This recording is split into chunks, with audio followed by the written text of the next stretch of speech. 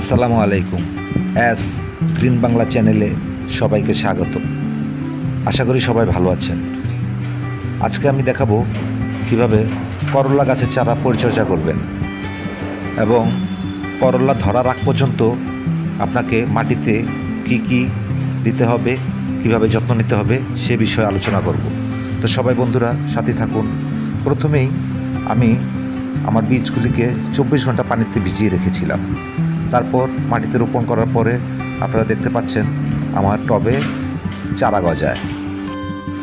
তো বন্ধুরা, বীজ লাগানোর আগে আমি টবের মাটিটিতে প্রায় শতকরা 40 ভাগ গোবর আর 60 ভাগ মাটি দিয়ে আমি মাটিটি প্রস্তুত করেছিলাম। তারপর আমি বীজগুলি লাগিয়েছিলাম। বন্ধুরা, যদি আপনি দেখেন আপনার গাছের পাতাগুলির রং সবুজ নয়, হালকা হলদে হয়ে গেছে, তাহলে আপনি আবার এতে টবের চারপাশে হালকা করে খুঁচিয়ে 1 মোট টিএসপি ও হাফ মোট ইউরিয়া টবের চারপাশে দিবেন। খেয়াল রাখবেন যাতে এটা চারার গোড়াতে না লাগে।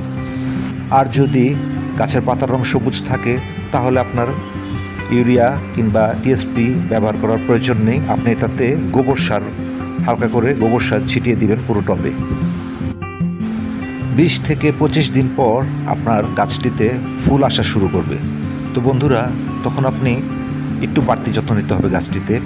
তখন আপনি টবে চারপাশে আবার খুঁচিয়ে হালকা করে একটু ইউরিয়া আর টিএসপি সার দিয়ে দিবেন, যাতে গাছটি আপনার সতেজ এবং সবুজ থাকে। বন্ধুরা, এখন আমার গাছটির বয়স প্রায় 2 মাস। আমার গাছটিতে মাশাআল্লাহ অনেক করলা এসেছে, আপনারা দেখতে পাচ্ছেন। তো আশা করি আপনারাও যদি সঠিকভাবে সঠিক সময় গাছে সার এবং যত্ন নেন তাহলে আপনার গাছটিতেও অনেক ফলন আশা করি হবে। তো বন্ধুরা, গাছে যখন ফল আসবে তখন আপনাকে খেয়াল রাখতে হবে আপনার টবের মাটিটা যাতে একদম শুকিয়ে না যায়, যাতে এখানে পানি থাকে সেদিকে আপনার খেয়াল রাখতে হবে। আবার এটাও খেয়াল রাখতে হবে টবে যাতে পানি ধরে না থাকে।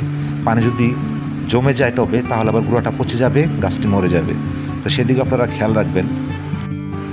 আর গাছে ফল আসার পর আপনাকে আবার টবের চারপাশ খুঁচিয়ে হাফ মোট ইউরিয়া 1 মোট টিএসপি দিয়ে আপনার টবের চারপাশে ছিটিয়ে দিবেন।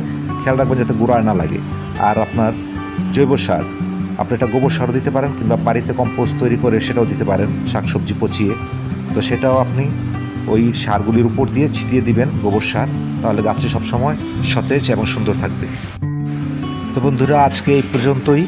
আমার এই চ্যানেলটি যদি আপনাদের ভালো লাগে তো অবশ্যই আমার চ্যানেলটি সাবস্ক্রাইব করবেন আর শেয়ার করবেন, সবাই যাতে সুন্দরভাবে তাদের বাগান পরিচর্যা করতে পারে। আর বন্ধুরা, একটা লাইক দিয়ে আমাকে উৎসাহিত করবেন যাতে আমি আরও নতুন নতুন ভিডিও আপনাদের সামনে উপস্থিত করতে পারি। আজকে এই পর্যন্তই। আসসালামু আলাইকুম।